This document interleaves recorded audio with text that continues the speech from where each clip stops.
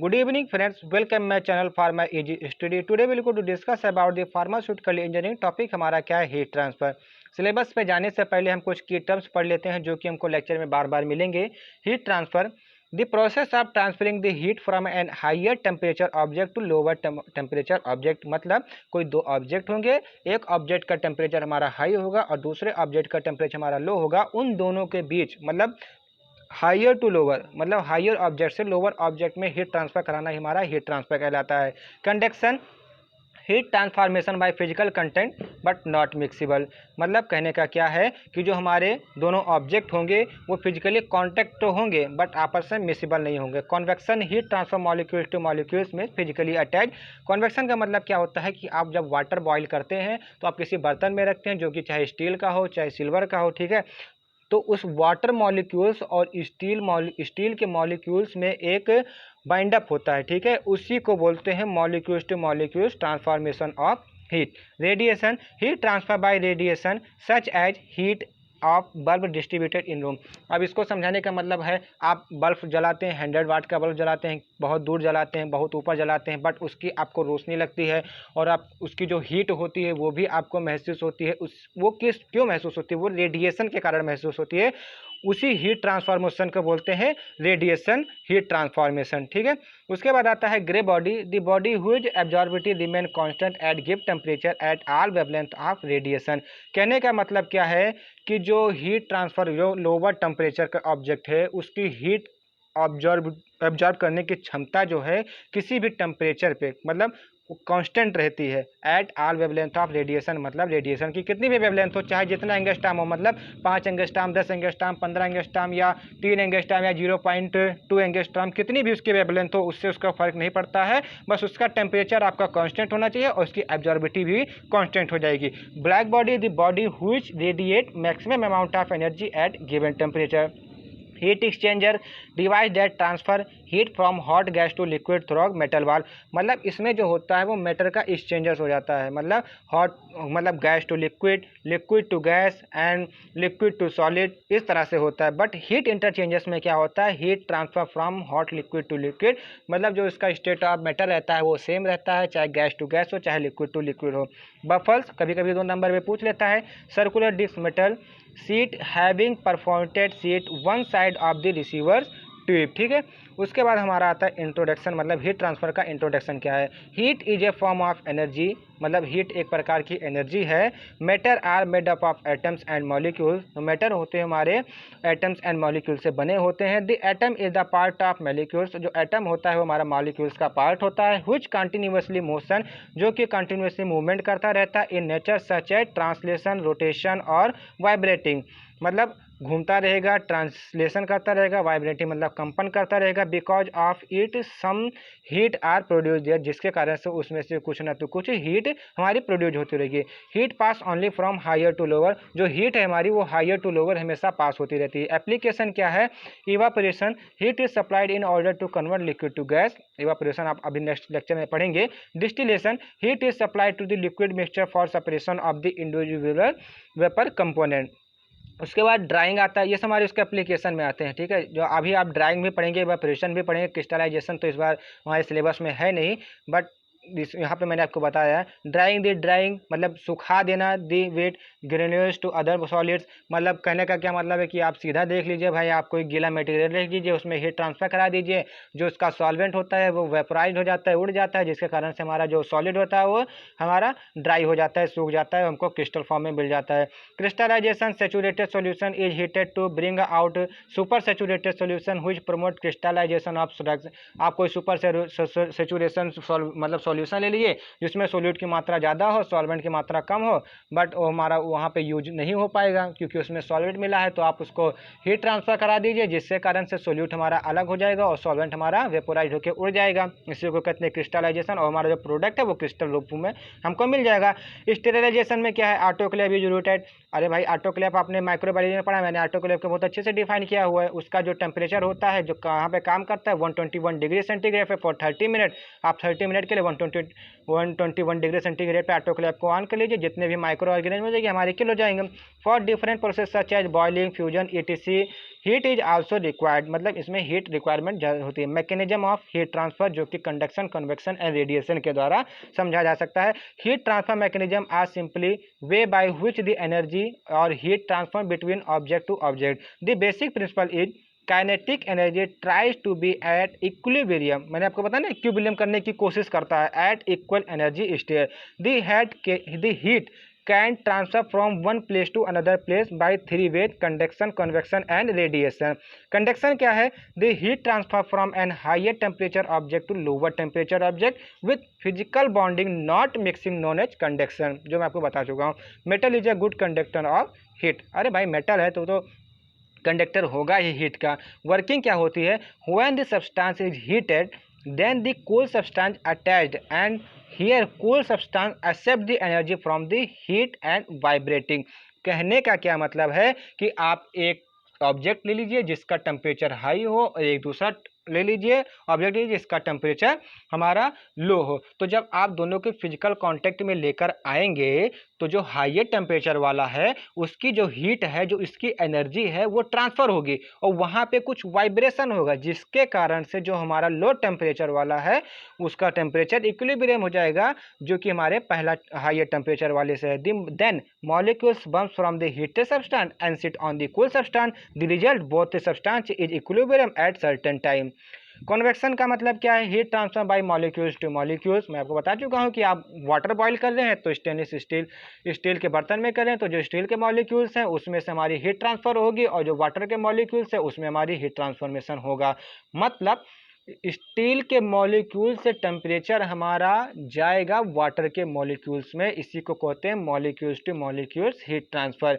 ठीक है। In convection thermal energy is transfer from hot places to cold places by mixing of warmer portion. Warmer portion का मतलब क्या होता है कि आप कुछ गैस जलाते हैं, मतलब नीचे से उसको हीट प्रोवाइड कराते हैं with cooler portion of this same material. Example के लिए water boiling in a pan, मैं आपको समझा चुका हूँ। The surface of the earth is heated, मतलब बाई सन। जो पृथ्वी है उसका सरफेस जो होता है वो सन के द्वारा हमारा हीट हो जाता है। Warm air rise and cold air इंटर्स, और जो हमारी वार्म एयर होती है वो राइजेस हो जाती है और जो कोल्ड एयर होती है वो धरती के अंदर समा जाती है, जिसके कारण से हमको गर्मी लगती है। ये हमारा रेडिएशन में भी आ सकता है, क्योंकि सूर्य के प्रकाश से निकली हुई किरणें उसको ऑब्जेक्ट को हमारे गर्म कर रही है। तो इसका मतलब क्या है? वहाँ पे रेडिएशन भी हो रहा है, बट यहाँ पे क्या कहा गया है? वार्म एयर राइजेस, मतलब एयर जो है वो जो गर्म हवा है वो राइज होगी एंड कूल एयर इंटर्स, और जो ठंडी हवा है वो एब्जॉर्ब हो जाएगी, इसलिए यहाँ पे इसको कन्वेक्शन में रखा गया है। और अगर आप इस टर्म को हटा दीजिए, warm air rises and cool air enters, मतलब the surface of the earth is heated by sun, तो ये आपका रेडिएशन में चला आएगा। रेडिएशन का मतलब क्या होता है? Radiation is the method in which the heat transfer by the invisible rays, मतलब हमको दिखाई नहीं पड़ेगी rays. Radiation not as conduction and convection, मतलब ये इसमें कंडक्शन मतलब फिजिकली कॉन्टेक्ट या molecule to molecules heat transformation नहीं होता है।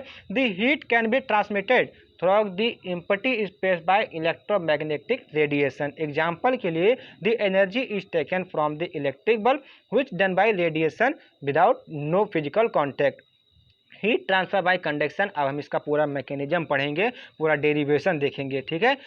Heat flow in the temperature is higher if in a metal rod the upper side is higher in temperature and lower metal rods cool। वही बात आ गई नहीं कि दो ऑब्जेक्ट है, एक हमारा कूल है एक हमारा हाई टेम्परेचर पे है। then when we attach the both metal with each other the heat is transferred from higher to lower and become equilibrium। मतलब जो हाई टेम्परेचर का ऑब्जेक्ट है लो टेम्परेचर ऑब्जेक्ट को हीट प्रोवाइड करेगा, और कब तक करेगा? जब तक कि वो दोनों का टेम्परेचर सेम ना हो जाए।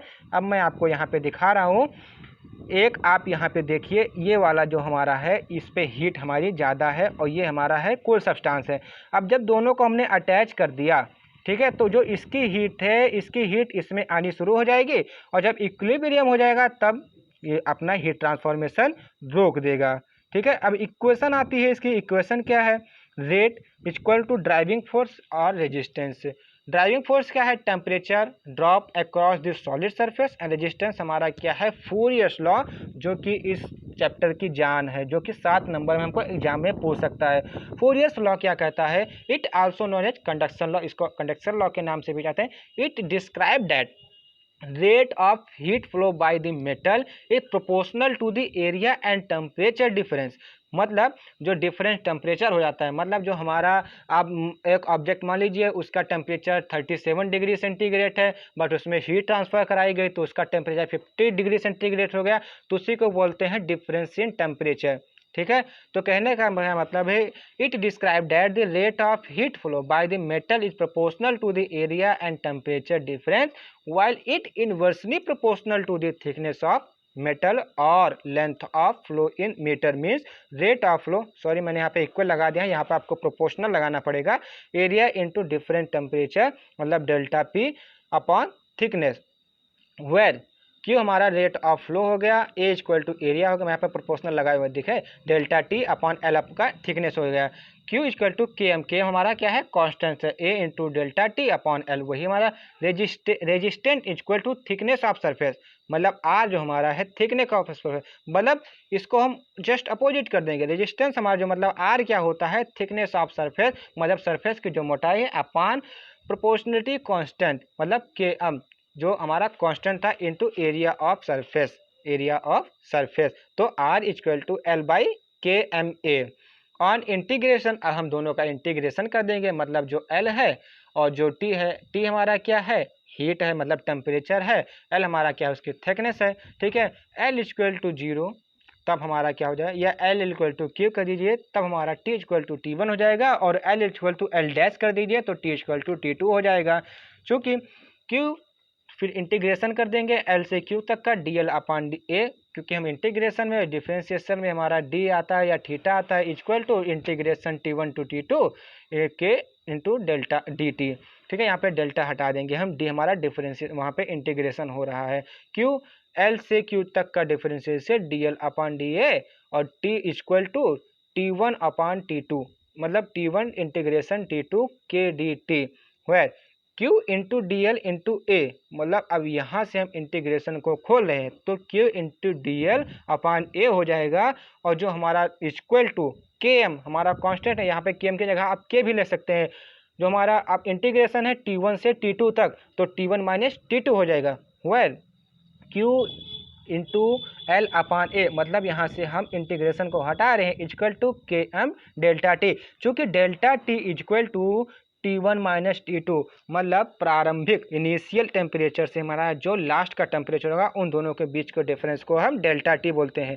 ठीक है, this law is only applicable in conduction where atom transfer the heat to the other atom. Thermal conductivity of materials copper के 369 होता है, सिल्वर की 57 हो जाता है, डिग्री सेंटीग्रेड में इसको लिख सकते हैं, स्टील की 43, एल्युमिनियम की 24.2, वाटर की 0.02 एज ए लिक्विड या 0.62 सॉरी 0.62, एयर की 0.03 थर्मल कंडक्टिविटी होती है। एप्लीकेशन क्या है, the amount of heat transfer through a unit surface in unit time when delta T is constant to conduct heat in a matter of outside of the material should be created with metal such as stainless steel that after offer some resistance and eliminate heat losses। ठीक है, अब उसके बाद आता है flow of heat through compound resistance, मतलब उसमें कई सारे रेजिस्टेंस लगे होंगे जैसे R1 R2 R3। ठीक है, अब मैं आपको यहाँ पे एक सीरीज दिखा रहा हूँ, आप देख सकते हैं कि R1 है R2 है R3 हमारे कई रेजिस्टेंस लगे हुए हैं। ठीक है, R1 का हमारा 1 है, 1.2 हमारा R2, 1.3 हमारा R3 है। अब यहाँ पे हमारा लो टेम्परेचर है और यहाँ पे हमारा हाई टेम्परेचर, तो इसका मतलब है कि जो टेम्परेचर हमारा हीट ट्रांसफ़र होगा वो किस इधर से इधर को जाएगा, मतलब R3 से R1 की तरफ जाएगा। ठीक है, एल हमारी L1 है, L2 है, L3 है, ये हमारी इसकी थिकनेस है। ठीक, तो यहाँ पे लिखा हुआ है क्या, this is a flat wall series, ये फ्लैट है, in which there are 3 layers L1 L2 and 3। ठीक है, लेयर्स हमारी जो थिकनेस है, and conductivity K1 K2 and K3 जो कि हमारी कांस्टेंट होती है, एंड एरिया इक्वल टू ए, पूरे का एरिया हमारा ए है। फॉर 3 लेयर्स टेम्परेचर में भी different at delta T one, delta T two और डेल्टा थ्री। मतलब R1 के लिए हमारे डेल्टा थ्री या डेल्टा वन, R2 के लिए डेल्टा टू और R3 के लिए हमारे डेल्टा वन करने के रजिस्ट्रेशन वर्क क्या हो जाएगा, मतलब पूरे का रेजिस्टेंस मतलब R equal to R1 plus R2 plus R3 if overall temperature equal to delta T. मतलब पूरे का टेम्परेचर अगर आपका डेल्टा टी है तो delta T equal to delta T one plus delta T two plus delta T three. अरे भाई मतलब आप कोई ऑब्जेक्ट ले रहे हैं, ठीक है, डिफरेंट डिफरेंट टाइप। जैसे आप एक बात यहाँ से समझ लें कि आप 3 कील ले रहे हैं, तीनों कील का टेम्परेचर डिफरेंट डिफरेंट है, बस तीनों कील को आप मिला देंगे तो उसका टेम्परेचर हमारा एक सा हो जाएगा थर्मोमीटर से। And we know that Q equal to, ये हमारा फूरियस लॉ कहता है, Q equal to KM area delta T मतलब temperature indifference upon L equal to thickness और resistance equal to L upon KMA and Q equal to delta T L by KMA। It means delta T1 equal to L1 K1 A। आप यहाँ पे resistance मतलब resistance का उठाइए, resistance R equal to मतलब जो हमारा रेजिस्टेंस निकाला जाता है मतलब T equal to L by KMA से। तो अगर हमारा T equal to L by KMA है तो T1 equal to L1 by KM1A हो सकता है ना, होगा, हो सकता नहीं होगा। उसी तरह T2 के लिए L2 बाई K2A, T3 के लिए L3 by K3A।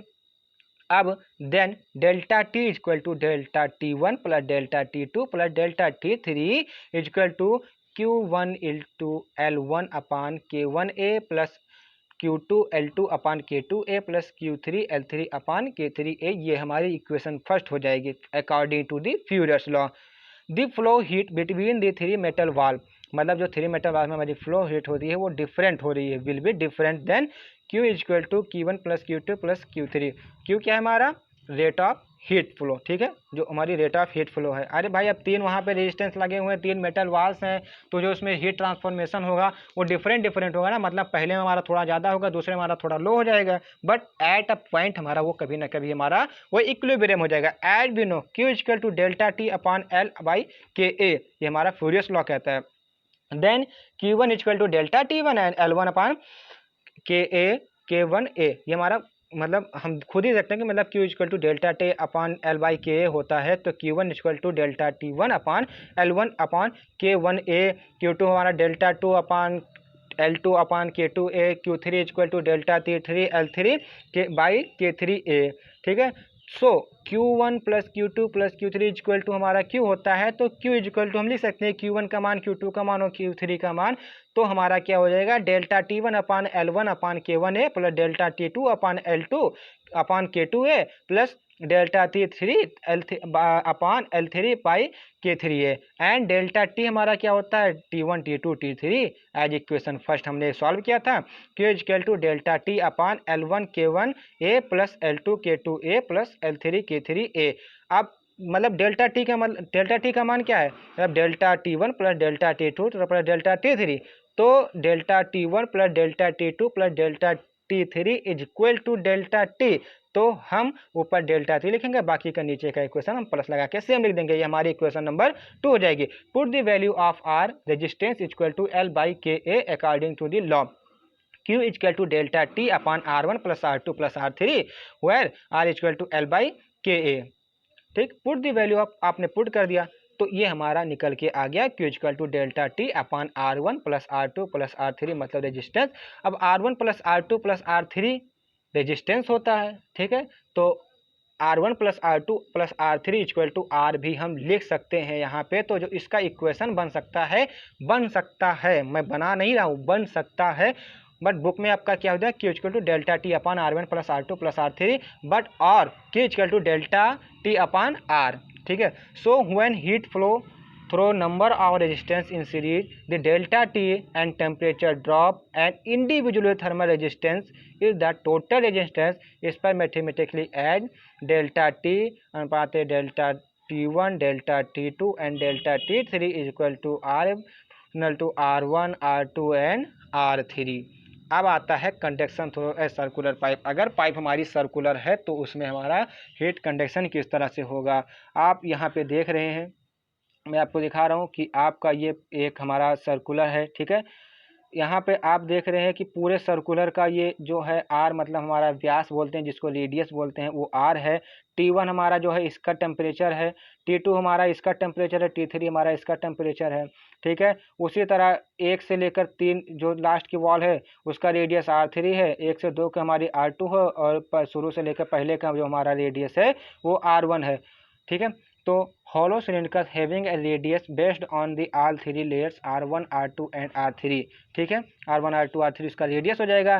T1 equal to higher temperature inside, T2 equal to lower temperature R से, क्योंकि जो हमारा हीट ट्रांसफॉर्मेशन होता है वो हायर टू लोअर होता है। ठीक है, D R equal to thickness of the pipe, जो ये पूरा है ना, ये जो दिया हुआ है ये हमारी थिकनेस ऑफ पाइप है। N equal to whole length, पूरे की लेंथ कितनी है। K M equal to thermal conductivity, जो कि हमारा कांस्टेंट है। ठीक है, एक मिनट सॉरी, जहाँ पर हमारा T equal to higher temperature inside मतलब R पे, जो हमारा R है वहाँ पे हमारा टेम्परेचर हायर है। T2 means lower temperature outside, मतलब जो आउटसाइड का टेम्परेचर वो हमारा लो होगा, क्योंकि जो हमारा टेम्परेचर का मतलब हीट का ट्रांसफॉर्मेशन होगा वो हायर टू लो की तरफ होगा। तो जो R का हमारा टेम्परेचर होगा जो वो हाई होगा, और जो हमारा T2 का टेम्परेचर होगा वो लो होगा। D R equal to thickness of pipe, मतलब ये जो पाइप है ये गोल सर्कल्स में इसकी थिकनेस है। N equal to whole length and K M equal to thermal conductivity.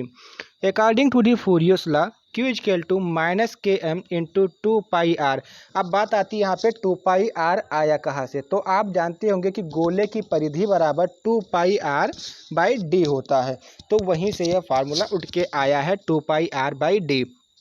तो minus K M into 2πrn T1 minus T2 upon D R, then D R by R, मतलब यहाँ पे हम क्रॉस मल्टीप्लिकेशन करा देंगे तो हमारा जो उधर का आर है, हमारा राइट साइड का जो आर है वो उठ के हमारे लेफ्ट साइड में बटे में आ जाएगा। तो D R upon R equal to minus K M two pi, R हमारा उठ के इधर चला गया तो यहाँ पे आर हट जाएगा, एन बचा T1 minus T2 upon Q का जब क्रॉस मल्टीप्लिकेशन करेंगे तो क्यू इसके बटे में आ जाएंगे by cross multiplication. When R equal to R1 then T equal to T1 and when R dash equal to R2 then T dash equal to T2, then इसका इंटीग्रेशन करेंगे R2 integration R1 D R by R equal to minus K M 2πn upon Q, T2 का integration T1 dt, तो 2πn upon Q, T2 का integration T1 का integration T2 के dt, मतलब जो हमारा कॉन्स्टेंट है यहाँ पे के एम डी टी भी लिख सकते हैं, बट के डी टी लिखिए तो अच्छा रहेगा। तो आई मतलब आई एन मतलब integration R2 to integration R1 is equal to 2πn K M upon Q और T1 माइनस T2, तो Q is equal to 2πn K M T1 minus T2 upon I integration R2 by R1। ये आपकी equation first हो गई। When we know that according to the Furious law Q is equal to Km into AM T2 minus T1 upon L, मतलब जो furious law हमारा कहता है वो constant K for constant, A for area and temperature difference is equal to delta T upon thickness, ये हमारा Fourier's law है। और K means constant, area into temperature difference upon length, तो हमारा Q is equal to Km AM T2 minus M, M means क्या होता है metal, यहाँ पे यूज कर रहे हैं हम, ठीक है, जो उसका सर्कल है वो मेटल वाल का बना हुआ है।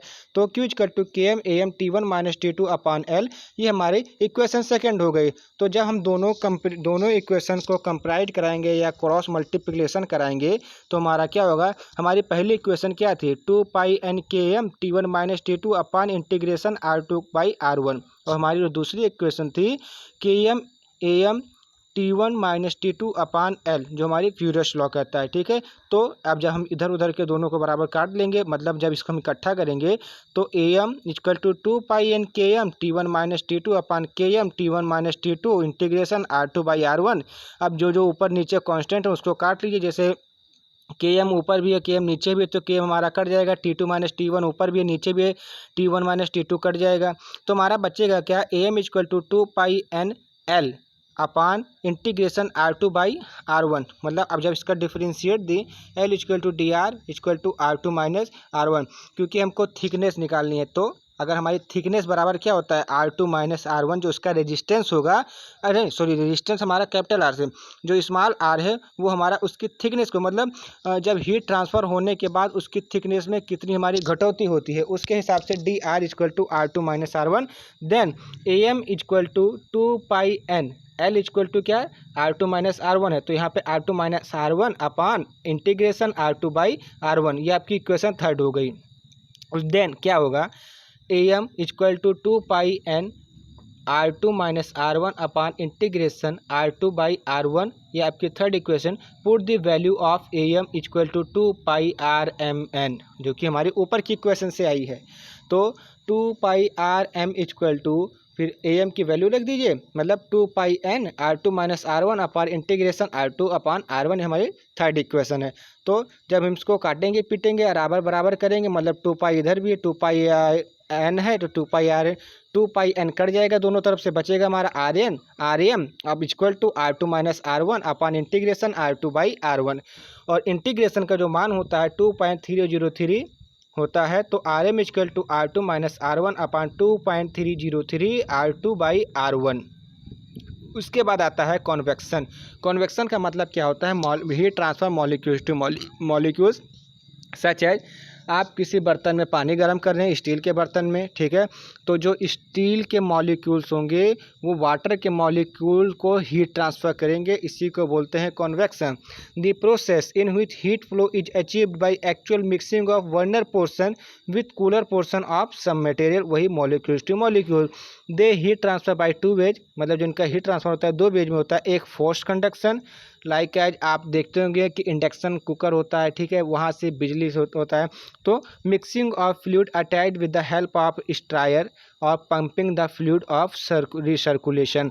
मतलब कहने का क्या है कि जब आप किसी भी लिक्विड फ्लूइड को आप उसमें प्रेशर डालेंगे जिसके कारण से उसमें मूवमेंट होगी, और जितनी तेज़ मूवमेंट होगी उतना हमारा वो हीट हो जाएगा, इसको कहते हैं force conduction, such as force circular evaporation.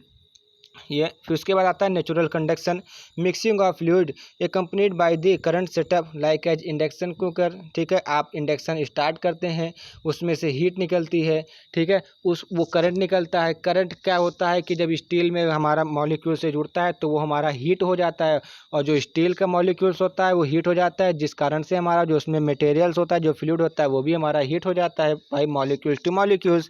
Rate of heat transfer in convection Q equal to UA delta T, where U equal to overall heat transfer coefficient, A equal to area of heat surface and delta T equal to difference in temperature and Q equal to heat flow. Parallel head flow variation in temperature, heat transfer across metal surface from T to T1 या T dash when hot and cold fluid enters from the some side of the flow is called parallel flow। temperature of hot fluid decrease and cold fluid temperature increase. अब मैं आपको यहाँ पे बताता हूँ होता क्या है इसमें। आप यहाँ पे देख रहेंगे हमने एक डायग्राम बनाया हुआ है, ठीक, यहाँ का हीट है, ये कूल है, मतलब हीट ट्रांसफ़र होगी जो इधर साइड में होगी, इस साइड में होगी, तो ये क्या होगा कि ये जो हीट पोर्शन है अपनी सारी हीट कूल को दे देगा, और ये वाला पोर्शन हमारा ज़्यादा हीट हो जाएगा एज कम्पेयर टू ये वाला पोर्शन। एक टाइम ऐसा आएगा कि जो हीट पोर्शन हमारा दिखा रहा है यहाँ पे ये कूल हो जाएगा, मतलब T1 जो हमारा है वो कूल हो जाएगा, और जो T2 है वो हमारा हाईएस्ट टेम्परेचर हो जाएगा, मतलब वो ज़्यादा हमारा हॉट हो जाएगा। यही हमारा है पैरेलल हीट फ्लो का principle. Temperature of hot fluid decrease and cold fluid temperature increase. उसके बाद इन द अबव फिगर, इस फिगर में आपने देखा T1 equal to initial temperature of hot fluid before mixing and T2 equal to final temperature after mixing. T1 मतलब small t1 equal to initial temperature of cold fluid before mixing and small t2 equal to final temperature of cool fluid after mixing। delta T1 equal to initial temperature difference and delta T2 equal to final temperature difference, ठीक है। तो हमारी जो equation बन के आएगी वो आएगी DQ equal to UA delta T M। M क्यों लिखा है? क्योंकि यहाँ पे मेटल टू मेटल ट्रांसफॉर्मेशन हो रहा है। तो जब इस इक्वेशन का आप इंटीग्रेशन करेंगे Q equal to UAL delta T1 minus delta T2 upon integration delta T1 upon delta T, where L equal to length of pipe, जो हमारी L है वो हमारी लेंथ ऑफ पाइप है और जो A है हमारा वो एरिया है। तो कंपेरिजन जब आप दोनों की इक्वेशन को कंपेयर करेंगे, मतलब एक equation D Q equal to U A delta T M equation first है, और दूसरी इक्वेशन जो हमारी है Q equal to U A L delta T minus delta T one upon integration delta T one upon delta T, जिसका integration किया गया है। इन दोनों इक्वेशन को जब आप कंपेयर करेंगे तो जो हमारा बन के निकलेगा U A D T M equal to U A L delta T one minus delta T two upon integration delta T one upon delta T equal to delta T M. देखो यहाँ पे यू ए और U A हमारा दोनों side में है, ठीक है। एल हमारी लेंथ है तो उससे हमारा कोई फर्क नहीं पड़ेगा, तो हमारा यू ए एल और यू ए दोनों टाइप का हमारा कट जाएगा। तो हमारा बचेगा क्या यहाँ पे delta T M equal to delta T one minus delta T two upon integration delta T one upon delta T U. अब इस इक्वेशन को हम ऐसे भी लिख सकते हैं Q equal to U A delta T M.